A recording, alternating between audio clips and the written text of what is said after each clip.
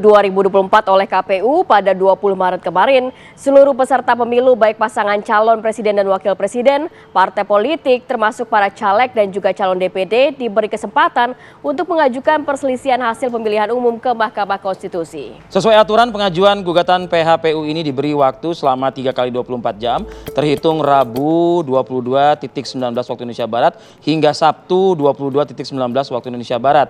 Dan informasi yang tercatat, ini ada 96 gugatan DPRD, 6 gugatan DPD, dan 2 gugatan Pilpres yang diajukan tim hukum Anies Muhaimin serta tim hukum pasangan Ganjar Mahfud. Dan kini bola panas tersebut tentunya sudah berada di tangan Mahkamah Konstitusi. Ya. Baik, kita akan mendalami mengenai hal ini dengan dua narasumber yang sudah bergabung bersama kami. Di studio sudah ada Mas Ilham Saputra, Ketua KPU 2021 sampai dengan 2022. Assalamualaikum, selamat pagi Mas Ilham. Pagi Bang, sehat pagi. ya? Pagi, sehat Alhamdulillah. Alhamdulillah, kemudian juga sudah ada Bang Fajar Laksono, juru bicara MK. Assalamualaikum, selamat pagi. Selamat Mas Fajar, pagi. Assalamualaikum. Waalaikumsalam. Terima Mas kasih Fadil, waktunya Mas Fajar. Terima kasih. Ya, Ya, Mas Fajar, kita tahu bahwa kemarin 23 Maret sudah ditutup begitu ya untuk laporan gugatan sengketa pemilu, dan sidang sengketa kabarnya akan dimulai 27 Maret, kemudian hasil akan diputuskan 22 April. Bola panas di MK nih, sejauh ini seperti apa? Iya, bola panas ya istilahnya ya. Jadi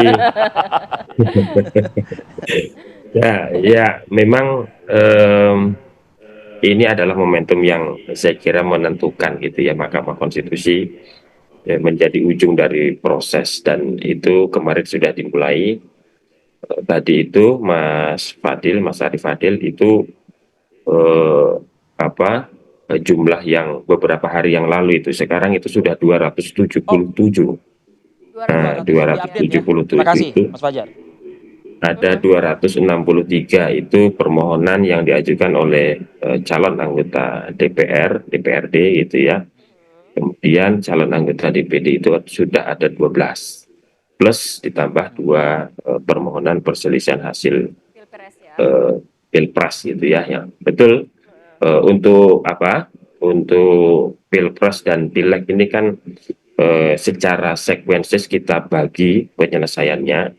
Jadi fokus pertama MK adalah menyelesaikan perselisihan hasil Pilpres dulu. Tadi yang disampaikan Mbak Kamarate itu sidang pertama yang dimaksud adalah untuk sidang perselisihan hasil Pilpres. Nah, itu kita mulai 27. Hitungannya penyelesaian perkara Pilpres itu dari hari ini kita akan istilahnya kita akan registrasi permohonan dua pengajuan permohonan kemarin itu kita registrasi. Jadi kalau registrasi itu sudah berubah dari permohonan menjadi perkara, gitu kan? Nah, ini argunya jalan dari hari ini sampai menurut undang-undang harus selesai. MK harus memutus itu 14 hari kerja. Nah, sehingga 14 hari kerjanya itu jatuh di tanggal 22 April. Baru setelah itu selesai gitu ya, setelah tuntas, baru kita beralih untuk menyelesaikan perkara perselisihan hasil Pileg gitu.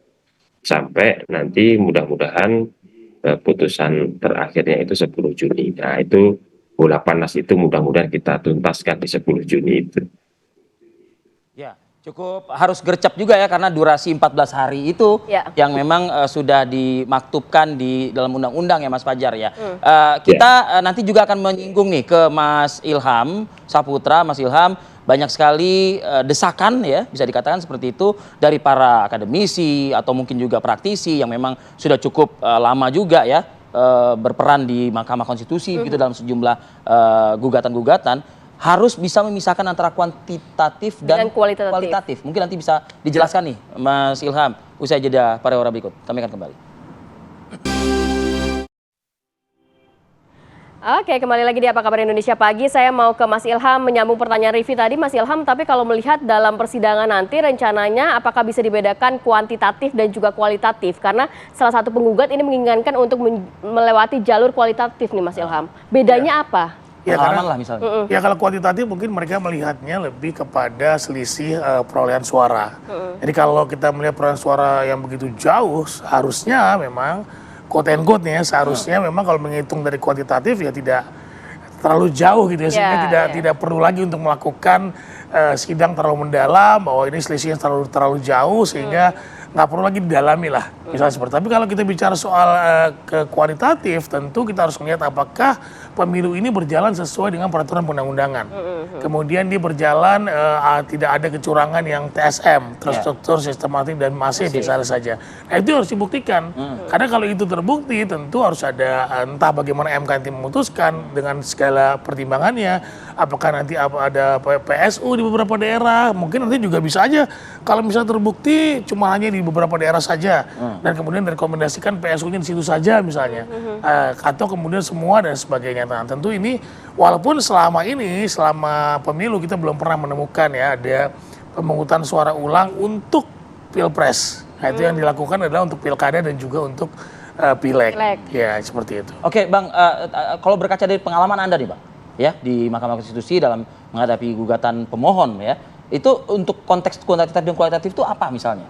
Ya, kualitatif itu apakah kemudian prosedurnya sudah dilaksanakan dengan baik. Misalnya kalau KPU ini melakukan... Anda pernah punya apa pengalaman kualitatif pada masa Anda begitu? Ya, yang dipertanyakan adalah pasti daftar pemilih tetap misalnya saja. Ya, DPT-nya itu sesuai prosedur apa enggak sih? Gitu. Kemudian masyarakat gampang nggak sih masuk terdaftar sebagai DPT? Atau kemudian ada beberapa orang yang kemudian tidak terdaftar dalam DPT misalnya. Kalau DPT selalu memang jadi jadi kambing hitam sebetulnya diminta memang bukti apa yang bisa dimiliki oleh pemohon untuk mengcounter DPT yang memang sudah disiapkan oleh KPU gitu. Nah ya ini banyak sekali pertimbangan, misalnya saja bahwa mereka merasa, ini walaupun argumennya kadang-kadang agak aneh gitu, mereka merasa bahwa banyak sekali pendukungnya tidak terdaftar misalnya saja. Nah ini kan perlu pembuktian lebih dalam. Kalau rasa kan itu kan harus ada buktinya. Betul, sama seperti orang ketika membuktikan misalnya gini, gue punya tim ses di situ 4 orang, tapi kok saya cuma dapat 1 misalnya. Nah kayak gitu-gitu lah.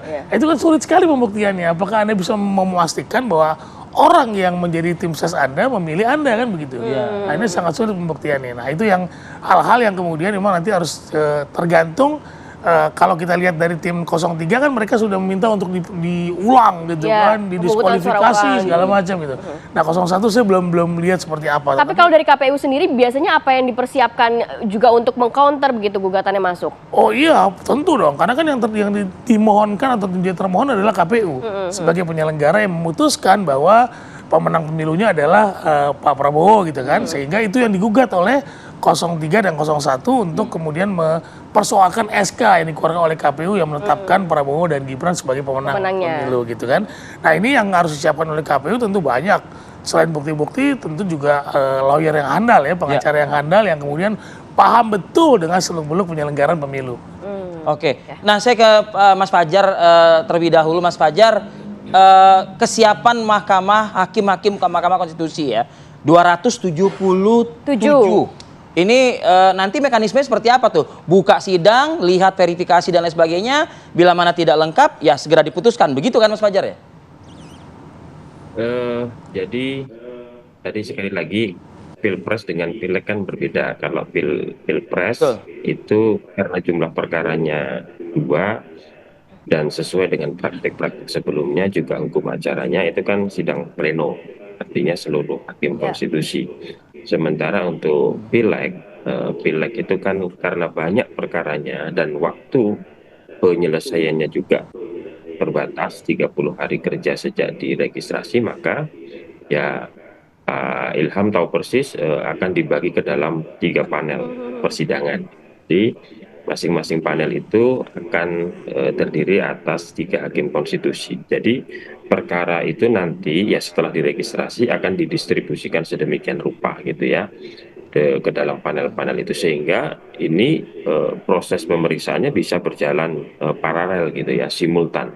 Ada 3 ruang sidang di Mahkamah Konstitusi yang semuanya nanti akan menyelenggarakan sidang panel itu. Nah tentu dalam konteks pemeriksaan itu kita selalu asas audi et alteram partem itu selalu diterapkan. Jadi bagaimana seluruh pihak itu didengarkan, diberikan kesempatan didengarkan untuk keterangannya itu. Jadi MK akan mendengar seluruh pihak itu, pemohonnya didengar, termohonnya didengar, pihak terkaitnya didengar, gitu kan. Kemudian pemberi keterangan juga didengar, kalau mengajukan saksi ya didengarkan secara seimbang. Jadi memang ini adalah momentum bagi semua pihak, saya kira pemohon, termohon untuk untuk membuktikan bahwa apa yang diputuskan itu sudah benar, apa yang didalilkan itu benar, gitu kan. Jadi memang tidak semata-mata formalitas, saya kira, bukan sekedar buka tutup begitu. Ini semua akan ada hukum acaranya, karena di Mahkamah Konstitusi itu hakim memutuskan itu pada akhirnya akan terdiri dari tiga komponen itu ya. Yang pertama adalah fakta yang terungkap di persidangan. Jadi bagaimana nanti para pihak itu, apakah itu pemohon, termohon itu membuktikan dalilnya, gitu kan? Kalau pemohon yang membuktikan dalilnya, apakah yang didalilkan itu benar, bukan asumsi, tapi ada buktinya. Nah, proses pembuktian menjadi penting. Begitu juga termohon. Termohon akan mempertahankan apa yang sudah diputuskan. Tentu juga dengan alat bukti yang ada. Disitulah nanti fakta-fakta persidangan itu terungkap, alat bukti mana yang kemudian mendukung, dan yang terakhir adalah keyakinan hakim ya, ketika ada alat bukti yang sama, kemudian ada fakta persidangan. Nah, itu semuanya kemudian dipertimbangkan untuk menjadi putusan pada akhirnya. Baik, Mas Fajar. Oke, kita jeda dulu. Kami akan kembali untuk melanjutkan diskusi usai jeda periode berikut. Oke, kembali lagi di Apa Kabar Indonesia Pagi. Saya mau ke Bang Ilham. Bang Ilham, ini memang kita melihat prosesnya masih berjalan. Setiap pilpres ini juga selalu diwarnai dengan protes-protes dari pihak yang kalah. Tapi kita ingin di pemilu ini memang pemilu yang berkualitas. Apa mungkin catatan yang perlu diperhatikan juga, Bang? Ya, saya kira nanti proses persidangan di Mahkamah Konstitusi harus membuka semuanya ya, membuka tentang misalnya apa yang disampaikan oleh termohon itu dikulik lah, diselidiki lebih dalam. Kemudian juga KPU juga harus memberikan statement-statement yang memperkuat bahwa kemudian apa yang dilakukan adalah sudah benar, menetapkan Prabowo dan Gibran itu sudah benar dan tidak ada yang salah. Nah, ini nanti kita lihat bagaimana dialektika persidangannya itu seperti apa, dan nanti biasanya ada fenomena yang kita tidak tahu yang terungkap lah gitu ya. Nah, itu biasanya dari saksi itu biasanya. Ya, dari saksi, kemudian juga dari saksi fakta, saksi ahli, dan banyak sekali yang terjadi. Ini akan menarik dan menambah sebetulnya kasanah diskusi kita tentang pemilu, gitu ya. Nah, ini baiklah untuk pengembangan demokrasi kita, tapi selama kemudian prosesnya terbuka, transparan, dan juga nanti para hakim betul-betul mempertimbangkan hasil dari persidangan tersebut, seperti itu. Ya, oke. Bang Ilham, saksi, bicara soal saksi ini, ada nggak pengalaman Anda dulu ketika Anda menghadirkan saksi juga? Iya, tentu kan akan dicecar ya oleh pemohon dalam hal ini begitu. Nah, memang apa sih karakteristik pemilihan saksi ini begitu ibaratnya? Ya, pertama tentu kalau kita menggunakan saksi fakta, mereka adalah orang-orang yang memang terlibat dalam proses penyelenggaraan pemilu. Jadi jangan, nah makanya biasanya MK kalau kita memberikan statement atau kemudian memberikan keterangan, dan itu dari kita, dari sebagai misalnya KPU Provinsi, KPU Kabupaten Kota, atau PPK dan sebagainya, itu tidak dianggap sebagai saksi ahli, tapi bagian dari kita. Gitu ya, bukan dianggap sebagai saksi ahli. Bukan, tapi bagian dari keterangan dari kita. Nah, tetapi kemudian nanti kalau ada dianggap penting saksi ahli dari KPU bisa kemudian meng-hire, misalnya kami dulu ketika disoalkan sistem informasi penghitungan suara. Nah, kami meng-hire atau kemudian sekarang sirekapnya lah gitu ya. Ya, sirekapnya sekarang lah. Nah, kami meminta kepada tim dari ITB untuk kemudian memberikan statement yang menguntungkan kami terkait dengan sistem informasi penghitungan ini, misalnya seperti itu. Nah, jadi memang tergantung dari lawyer dan permintaan KPU, kira-kira nanti siapa saja atau faktor apa saja yang bisa memperkuat keterangan KPU dari saksi-saksi ini. Tapi waktu 2 minggu untuk pilpres ini kan tidaklah mudah ya kalau misalnya. Sangat sempit kayaknya ya waktunya ya.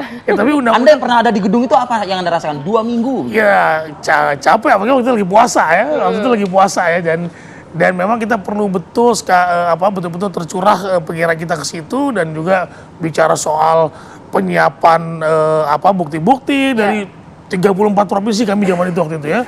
Kemudian tergantung dari permohonan dari pemohon. Dia memohonkan itu di daerah mana saja misalnya saja. Nah itu kita harus siapkan. Apakah ada yang betul-betul spesifik pada daerah tertentu? Nah itu kita harus siapkan. Kita atau panggil lebih dari 50% provinsi misalnya. Betul. Kita panggil KPU provinsinya, KPU kabupaten kotanya, belum lagi nanti pileg lagi yang begitu banyak. Nah tentu ini tentu harus kita KPU harus betul-betul mempersiapkan ini dengan matang. Oke, baik. Bang Ilham Saputra, terima kasih atas waktunya. Terima kasih banyak, Bang Ilham. Sehat selalu. Dan juga Mas Fajar Laksono.